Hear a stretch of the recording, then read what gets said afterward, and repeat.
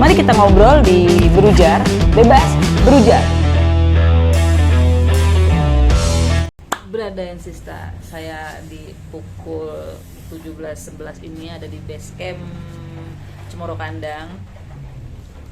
Niatnya mau langsung pulang, explore ke Jogja, tapi saya tertahan sama nanti saya ceritakan ini beliau siapa. Kebetulan beliau ini menjamu dan menerima kami bertiga dengan hangat.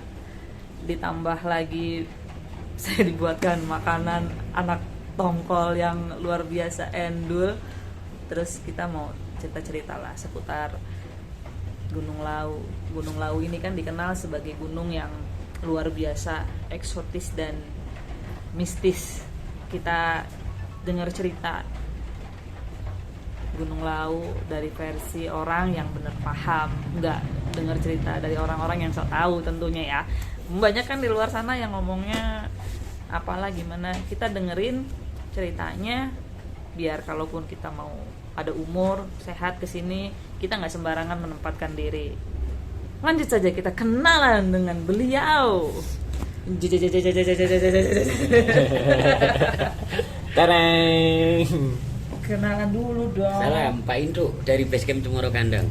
Guys, kalau teman-teman lewat mau ke Gunung Lawu lewat Cemoro Kandang, jalan sedikit dari Basecamp itu ada kayak rumah kayu yang gerbangnya itu dari kayu, ada logo patung apa sih? Logo apa sih? Semar apa ya? Matahari. Enggak yang ada logo di pagar kayunya itu loh. Iya, iya. Itu gedung bangunan kayu itu luar biasa. Saya sering lihat bangunan kayak gitu kalau di film-film horor. Kalau di sini setelah Basecamp laporan kita naik, itu ada batu yang pakai payung. Ya, itu punden Nyai Godra. Punden Nyai Godra namanya. Jadi Nyai Godra itu yang bersihkan di sini. Jadi ketika dulu beliaunya yang membersihkan halaman-halaman sini. Makanya di situ banyak pelaku pendaki ritual, walaupun yang tidak ritual di situ berdoa minta izin. Ibaratnya dia among tamu orang yang paling di depan. Iya, yang ngejagain pintu ya. Yang ngejagain pintu. Waduh, guys, kita dusun. Datang aja, nanti ke situ dusun. Terus Pak. Tadi saya enggak. Ya, Kemarin karena enggak tahu soalnya. Enggak tahu, enggak apa-apa gitu. Itu Mas kan, Babi enggak kasih tahu. nah, itu kan kalau Mas Babi kan enggak berbicara ke mistik sih. Iya, kita Itu makan bicara durian doang ke kemarin di sini. Survivalnya ke Administrasi. dia punya misi dengan ekosistem di sini, terutama untuk harimau jenis leopard. Oh, dia concern ke ya, itu ke ya? situ. Yang terakhir kemarin kita dapat foto di pipa di Trap 3 itu pada tanggal 26 September. Itu kita dapatkan fotonya. Ada juga. Oh, ada. Jadi beberapa foto yang lalu dari hamil sampai punya anaknya kita simpan semua. Jadi kita Gitu. Berarti makanya dia di udah sini gede nih? untuk ekosistem di sini seperti lutung, babi hutan, rusa, sejenis burung, macam-macam burung, terus Iya, ayam malas masih banyak sekali, sigung itu masih banyak. Iya, ayam hutan ya. Terus kita lihat saya. Dan paling akrab burung jalak. Iya. Itu menjadi sebuah keyakinan sama mitos, ketika kita disamperi burung jalak itu insya Allah kita selamat. Alhamdulillah. Iya, benar. Dari berangkat. Tadi ngeliat nemenin ya. kita itu ya. Iya. Soalnya dia ada depan kita. Iya, betul, Kita betul. udah Tunggu kita ya. selesai pada jalur-jalur tertentu yang kita mungkin salah, dia udah hilang lagi. Iya. Nanti ketika turun kita bingung, biasanya ada burung jalak itu. Iya, benar. Ya, mungkin ya karena warnanya sama, jenisnya sama kan. Mereka hampir semua pendaki mengatakan ketika bertemu burung jalak mereka tenang. Dan Iya sih. alhamdulillah itu banyak sekali, dan beberapa kejadian ya saya tanya udah ketemu. Iya sih memang karena jarak dari saya ke burung jalak itu deket. Dia nggak takut itu. Cukup berapa meter Iya. depan seperti menunjukkan jalan. Jadi ya seperti apa ya, kita dituntun untuk kebaikan. Luar biasa. Terima kasih burung jalak. Pak, kan saya naik gunung bukan kali ini aja ya. Ke Lau sudah beberapa kali, tapi lewat Cemoro Kandang baru kali ini. Memang sini nggak terkenal jalurnya. Iya, jadi Gunung Lau ini kan setiap saya datang aroma mistisnya itu luar biasa ngena gitu. Jadi buat saya yang biasa naik gunung seleboran, barbar, kalau khususnya ke Lau ya saya cadar diri, ini bukan rumah kita nih, ini bukan tempat kita gitu. Karena kalau dari Lau, dari via Cemoro Kandang ini kan langsung ada apa tadi namanya, rumah apa, petilasan apa sih Pak? Yang mana? Ini yang di tangga Nyai Kudra. Nyai Kodra itu kan buat saya rada ini harus gimana, makanya tadi baru tahu ya kayak gitu. Karena di Lau ini banyak tuh kayak rumah yang di dupa, rumah yang di sebelum Trap 3 itu, sebelum pipa air itu, bangunan yang didirikan dari Keraton Solo. yang di sini ya. Oh, dulu ketika Sinuwun masih sehat itu naik semua bersama abdi dalam, semua naik semua. Jadi ketika mungkin nggak enak badan, Sinuwun cukup di situ. Dan sekarang dipergunakan untuk teman-teman yang melakukan ritual berdoa di situ. Di situ ada apa namanya, linggo yoni. Jadi untuk versi Hindu, Siwa, versi Siwa di situ ada. Jadi ya banyak pelaku ritual melakukan di situ, karena mungkin waktu, mungkin tenaga gitu kan. Lebih efisien dekat sini ya. Situ karena doa kita kan dimanapun tersampaikan sebenarnya. Cuman ada yang pengen melakukan perjalanan ya monggo gitu ya. Jadi Ya. kan kalau di Lau ini kan banyak titik dari kayak apa tuh namanya, Sendang Derajat, terus apalagi ya, Argo Dalam. Argo Dalam itu kan banyak.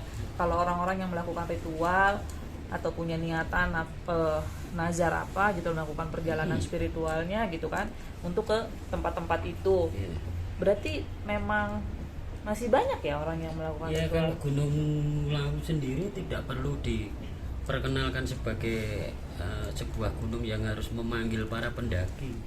Iya. Karena pada zaman dahulu itu para pendaki itu sudah banyak. Dengan alat yang sederhana pun mereka sampai gitu. Gitu. Sekarang dengan beberapa kejadian akhirnya kita memberikan edukasi untuk saudara-saudara yang melakukan ritual boleh. Tapi kita beri edukasi untuk safety, keamanan. Sekarang yang dulu cuma pakai sendal, pakai sarung, sekarang harus pakai sepatu, harus bawa baterai, makanan cadangan gitu. Karena kalau dulu mungkin ketika teman-teman belum di sini kan dan tidak teredukasi, mereka keluar masuk dari sewaktu-waktu mana aja ya. gitu, tanpa pengawasan. Berarti zaman dulu itu Pak, zaman dulu itu kan nggak ada sistem simaksi ya. Kalau sistem simaksi ini kan kita sih, ini pendaki jelas nih, terus teman-teman yang di base camp pun jelas, oh ini berangkat hari ini, pulang hari Jadi, itu gitu loh. Manajemen waktu Iya. untuk kita melakukan sebuah gerakan atau tim reaksi cepat ketika dalam simaksi tersebut 2 kali 24 jam tidak ada informasi. Gitu kan. Batasannya 2 kali 24 jam. Jadi ketika 2 kali 24 jam tidak ada informasi, kita nitip pesan pada pendaki yang naik dan kita tanya terus pada pendaki yang turun. Ketika tidak ada, kita lakukan. Terus Pak, ini kan agak sedikit ke horor sih ya Pak ya. Kan di Lau ini akhir-akhir ini banyak info pendaki yang meninggal gitu. Ya kalau meninggal itu kan karena kecelakaan atau karena humannya. Jadi ketika cerobohan manusianya ya. Ya karena manusianya ketika saya yakin ketika mendaftar, walaupun dia punya sakit bawaan, tidak bercerita bahwa dia punya sakit bawaan. Tak tanya sehat, sudah siap, dan kita terbuka dalam arti kita bukan seorang petugas yang otoriter apa karena kita juga pendaki. Saya bukan petugas, saya cuma di sini relawan apa kan. Jadi tahu pendaki butuh biaya, butuh waktu, butuh tenaga. Seumpama datang ke sini ditolak kan juga kasihan. Apalagi udah Jadi jauh. kita kompromi, dalam arti kompromi itu supaya semua bertanggung jawab masing-masing. Tanggung jawab sama diri sendiri dulu lah ya. Kita juga bertanggung jawab, yang mau naik juga harus bertanggung jawab. Banyak kan korban seperti yang kemarin meninggal itu karena tidak sarapan, akhirnya asam lambung. Terus yang sepatunya ibaratnya ya kebetulan waktu musim hujan licin jatuh seleo. Terus yang terakhir kemarin itu asma. Masalahnya di pos 2 pertengahan pos 1, pos 2 dan pos 2 lewat dikit itu aroma belerangnya kuat. Iya. Jadi benar. bagi Bikin pusing, untuk yang punya asma itu harus pakai masker yang diberi bau-bauan, misalnya minyak kayu putih atau bau jeruk ketika melewati pos 1 sampai lewat pos 2. Pos karena baunya nyengat banget sih sangat sebenarnya. nyengat sekali. Kemarin habis itu sedikit. Tapi kan Pak, banyak orang yang mengkait-kaitkan teman-teman pendaki survival yang gugur, yang meninggal ya di laut, dikait-kaitkan sama hal-hal mistis. Bapak sepakat nggak sih sama itu Pak? Ya kalau mistiknya sepakat, karena kekuatan alam itu Iya. kita memang hidup di 2 dimensi, bahwa ada sebelah kita. Iya benar. Tempatnya Ada kita mah tamu dimensi, ya. kita tamu ya, jadi sebisa mungkin kita sopan. Misal kita mau pipis atau BAB ya kita minta maaf dulu. Walaupun zatnya kita tidak lihat, mungkin ketika kita hanya diam langsung tahu-tahu kencing, nggak taunya mereka pada nongkrong di situ. Baru berunding pasti marah. Coba minta maaf. Kita aja yang nyata tahu-tahu ada orang datang terus kencing di tengah, kita kan marah. Nah, itu 2 keyakinan yang kita percaya dalam agama ada. Gaib itu ada. Jadi ketika sebuah pendakian dikaitkan dengan gaib, itu kembali ke manusianya, pribadinya. Sopankah saya tadi? Gitu. Dan yakin. Dalam arti yakin itu tidak boleh pikiran kosong. Karena banyak pendaki itu tidak sadar bahwa dianya lelah. Oh, nggak sadar kalau Karena lelah, makanya duduk tahu-tahu ketiduran. Sebenarnya lelah. iya. Nah, Karena dingin kan, sepoi-sepoi. Nah, 5 menit 10 menit ketiduran, ketika dia bangun karena hawa ruang dingin, dia bangun udah tidak kuat menggerakkan tubuh. Tuh, makanya banyak kena jantung apa-apa terus disebut ibu. Sebenarnya kalau ketika kita sadar bahwa kita membutuhkan istirahat, kita tidur 10 menit itu udah cukup sekali mengembalikan baterai yang dari 40% ke 80%.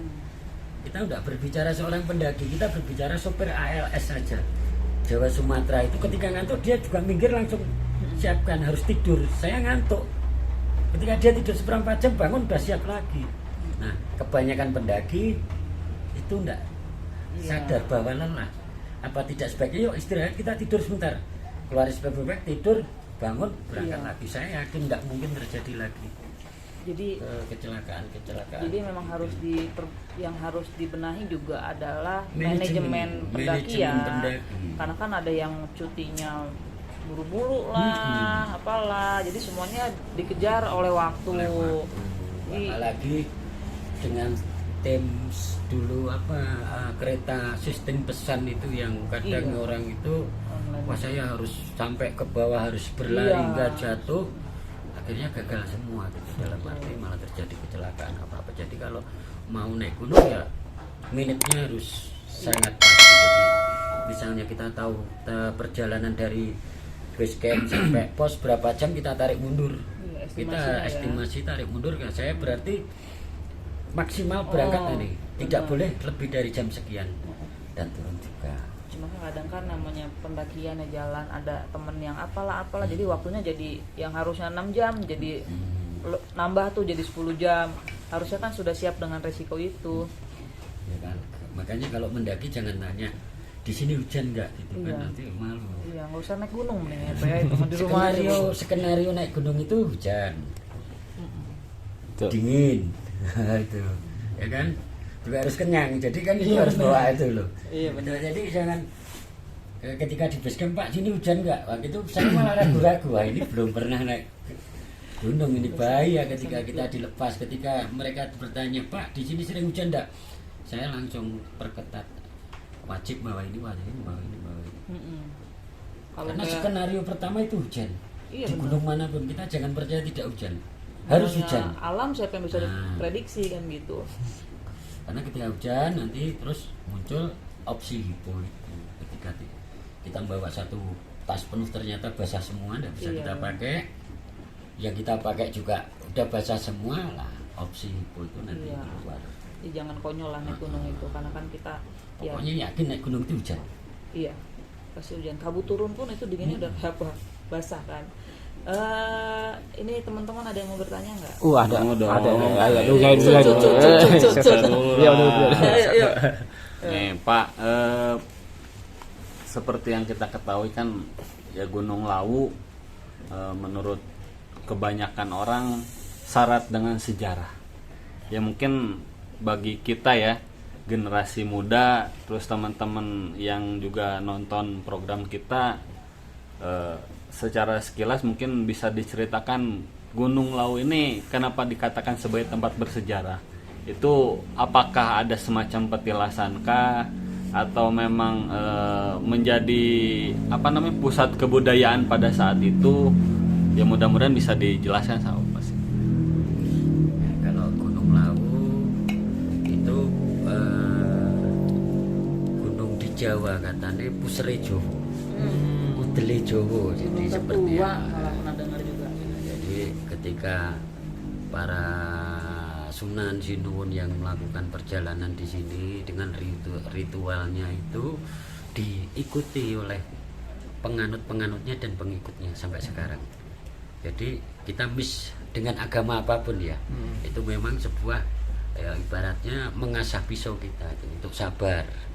Karena para pelaku, para pendekar apapun itu melakukan semua dengan doa, dari Cemoro Kandang, terus dari Taman Sari bawah, Taman Sari atas, Penggik, ketemu Sendang Penguripan, ketemu Cokro Suryo, Selo Penangkep, dan nanti sampai Argo Dalem.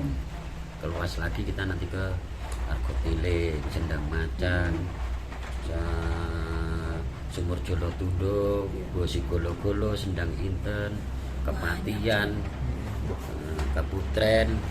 Itu semua memang seperti sebuah tempat istana. Jadi ada tempatnya masing-masing, di mana para pelaku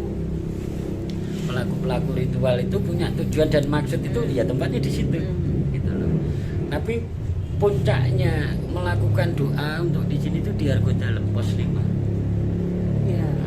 Pos Bukan 5. tempat yang goyang. Nanti pos 5 turun ke Sendang Derajat. Sendang Derajat mandi Sendang Derajat atau minum Sendang Derajat. Nek wong Jawa mengi derajate kan kabul. Kan dhuwur. Pulang ambil air di Sendang Panguripan, Sendang Kehidupan itu kita bawa. Itu ya banyak yang dijadikan obat. Terus di bawah situ ada Bancolono. Bancolono itu ya seperti Bundet juga, yang Bancolono di sini ada Sendang Kakung, Sendang Putri. Kalau yang laki-laki mandinya di Sendang Putri, kok kan di Sirwong itu. Oh gitu. Sebaliknya jadi. Siap, Berarti siap. nih Iya. harusnya mandi Oh, di tadi Sirkuit nyari itu, nih. kata Pagi berangkat. Mandi dulu. Berarti dulu banyak atau pernah digunakan oleh Kerajaan Mataram ya Pak ya, berarti ya tempat. Karena saya lihat tadi ada beberapa tempat ritual sih. Seperti contoh di pos 4 itu Cokro Suryo kan. Itu bagus tuh, ada semacam relief matahari. Cuma mungkin Bapak bisa jelaskan juga nih maksudnya apa gitu batu itu. Itulah fungsinya. Ya, berarti itu untuk berdoa, makanya seperti matahari Suryo. Cokro Suryo.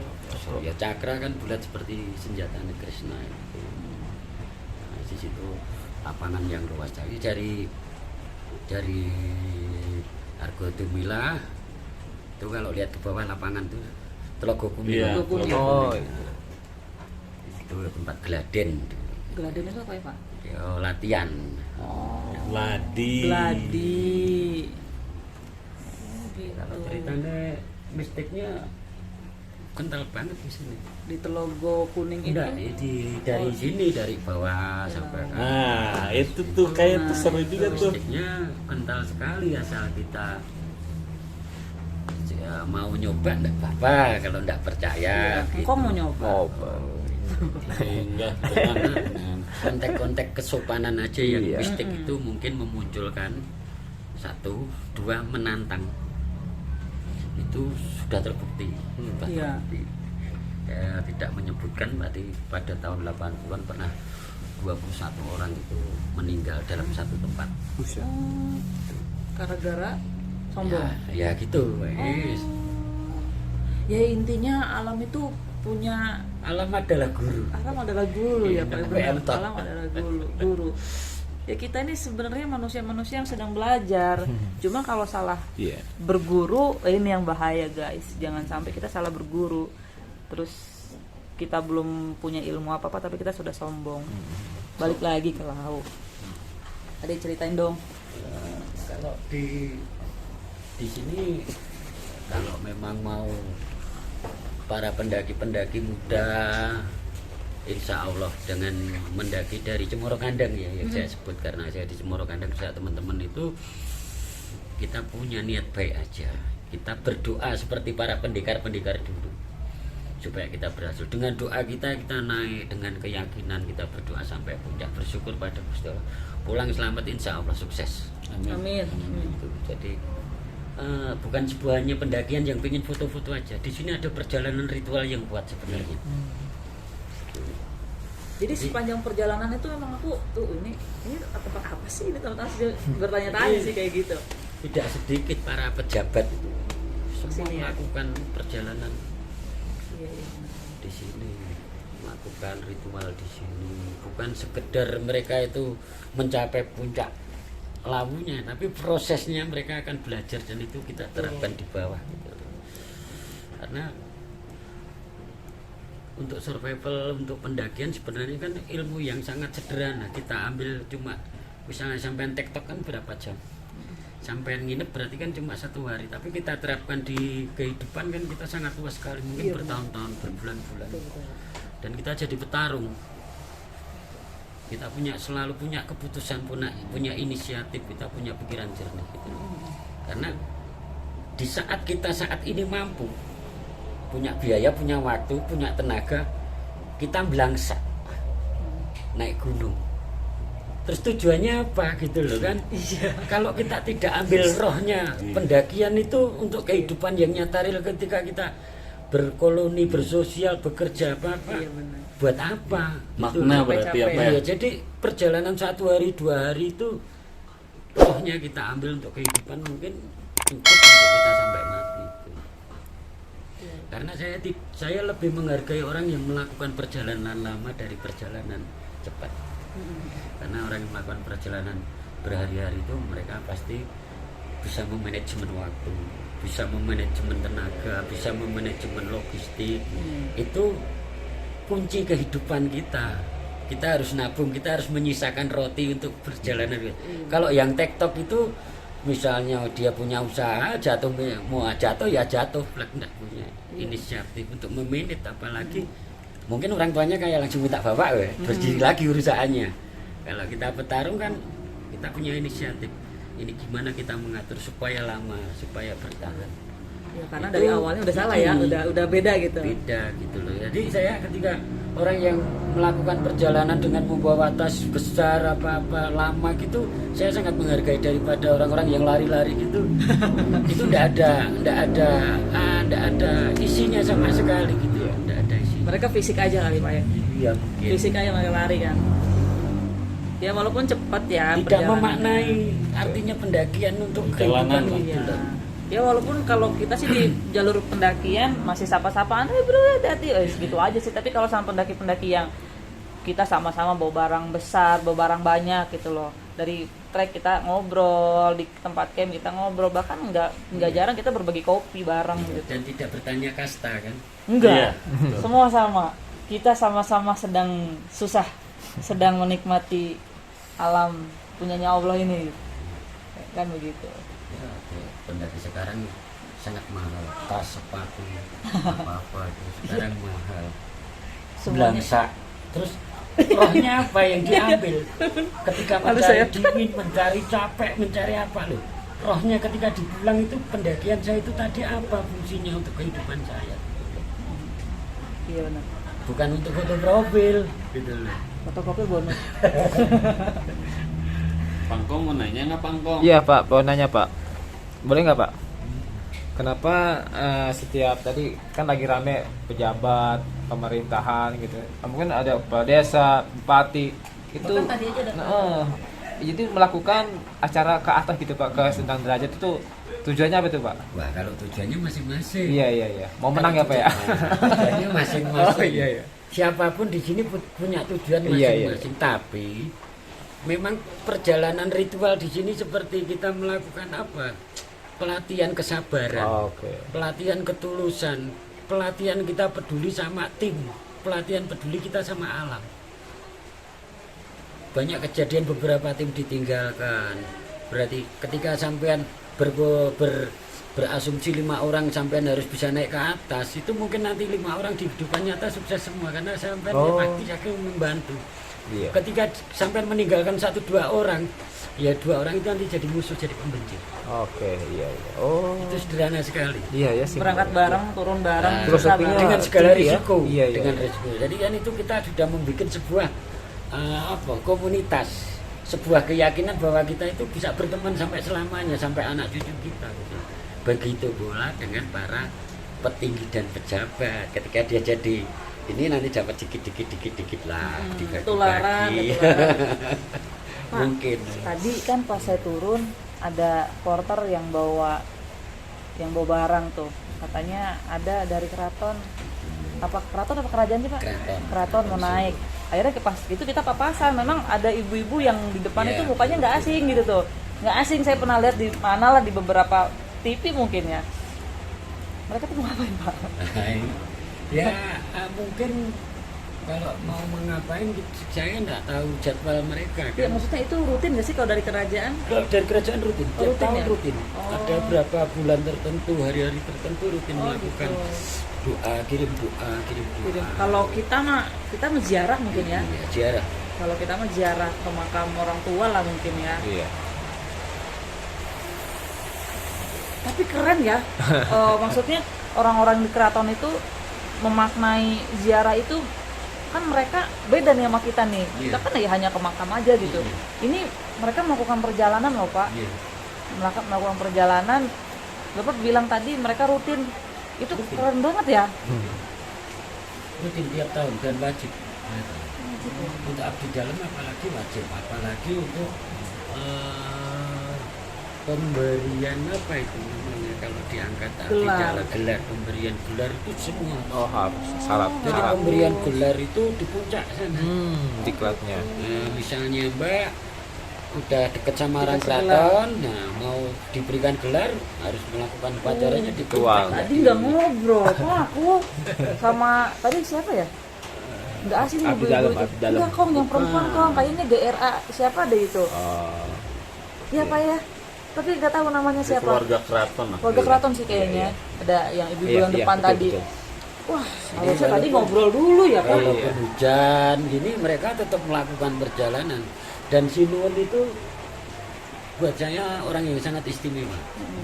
Jadi ketika sebuah rombongan itu melakukan perjalanan, ada nasi yang nggak habis gitu, Sinuwun bertanya sama yang masak, ini kebanyakan atau masakanmu nggak enak? Jadi dia sangat sayang dengan namanya Mana dibuang. makanan dibuang itu sangat sayang. Itu yang saya ingat sekali Mbak Sinuwun itu baiknya itu. Jadi dia sangat menghargai makanan-makanan, Mbok pendaki menghargai gitu. Jadi jangan hanya makanannya, sampahnya juga. Iya, gitu. Jadi sampah sih yang penting. makan secukupnya, jangan berlebihan apa-apa. kalau sisa ditinggal di base camp kan bisa dimasak. Iya, ditinggal di base camp bisa dimasak. Kalau digeletakin aja kan, belum sampah bekas campnya semalam, geletak-geletakin. Nah itu kalau dari Sinuon itu sangat menghargai sekali. Ketika raja lewat mungkin apa ada nasi itu langsung ditegur, dipanggil tukang masaknya. Cari nyoba, kenapa? Tidak boleh. Nah itu kan dari sampahnya, dari makanannya, memang keraton itu sangat menghargai sekali Gunung Lawu.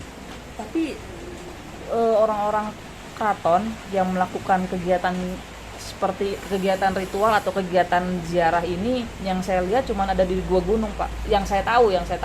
Kalau ada yang teman-teman tahu ya komen aja nanti di kolom komentar. Yang saya tahu di Lawu sama di Merapi. Itu orang-orang kerajaannya melakukan perjalanan pendakian gitu. Itu kan keren banget sih gitu tuh. Berarti memang punya cerita. Sumbing nggak? Sumbing nggak. Jadi Juga yang punya saat ini yang ada kerajaan di Jawa kan Surakarta aja ya. Surakarta, Mangkunegaran sama Kasunanan, terus Iya. sama Yang Jogja. kerajaannya masih ada ya. Iya benar. Berarti yang tadi melakukan Kalau- perjalanan itu Solo. Solo. Jadi kalau di Bromo kan karena tidak ada kerajaan kan Iya, cuma ke sebatas gunung, ke laut, Bromo. upacara adat ya kayak kasodo, Iya. terus bantengan, Bantengan. apa itu. Kalau yang di Bromo itu suku Tengger itu hampir mirip sama yang di Merapi, iya masih Kong? Di yang ini Mana, gimbal Bang? itu loh, potong gimbal tuh. Iya, di Dieng. Dieng. Iya. Potong rambut. Itu kan kalau misalnya di Bromo sama tuh kayak di Merapi, dia potong kepala kerbau yang dibuang ke kawah. Larung ya namanya ya.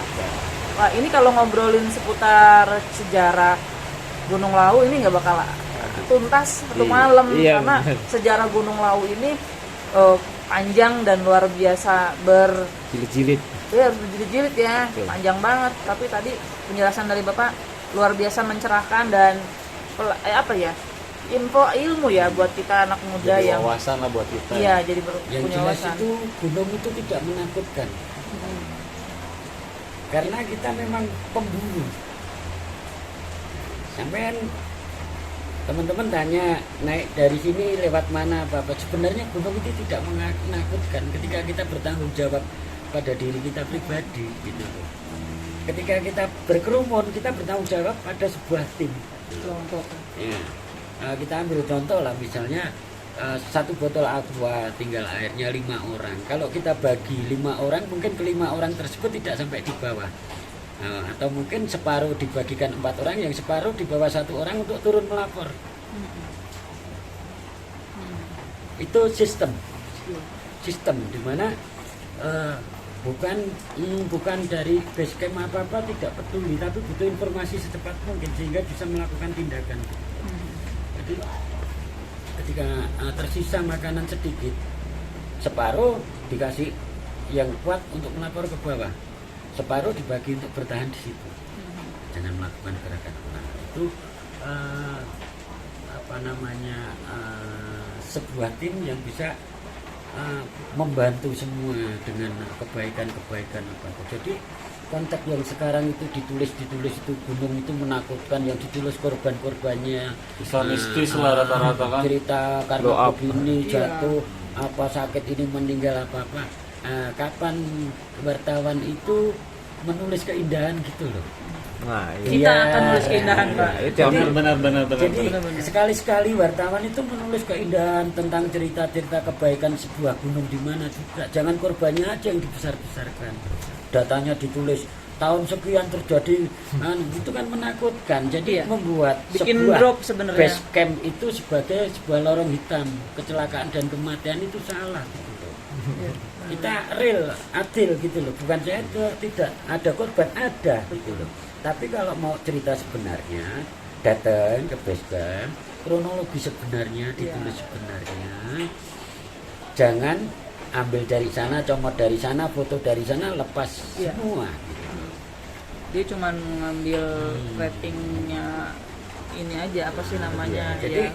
kapan-kapan gitu wartawan diajak naik atau mereka naik memposting misalnya gunung ini keindahannya diceritakan gitu biar nasionalismenya bangkit, jangan nanti dihabisin Historisnya investor, juga ya Pak gitu. diangkat ya. Nah, ketika bujukan bahwa gunung itu sebuah tempat yang menakutkan, tapi sama investor dibeli, makanya kita nanti tidak bisa naik gunung. Betul.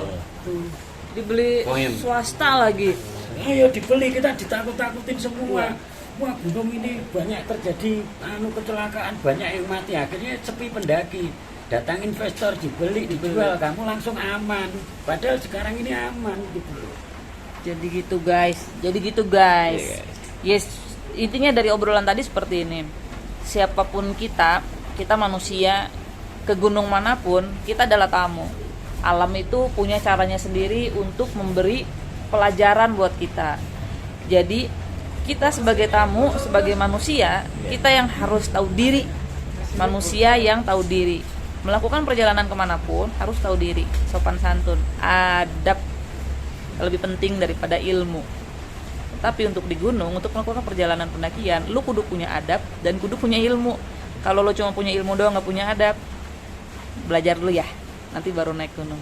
Sekian dari saya di Basecamp Cemoro Kandang. Masih banyak cerita-cerita lain ya. Sampai jumpa di Berujar Bebas.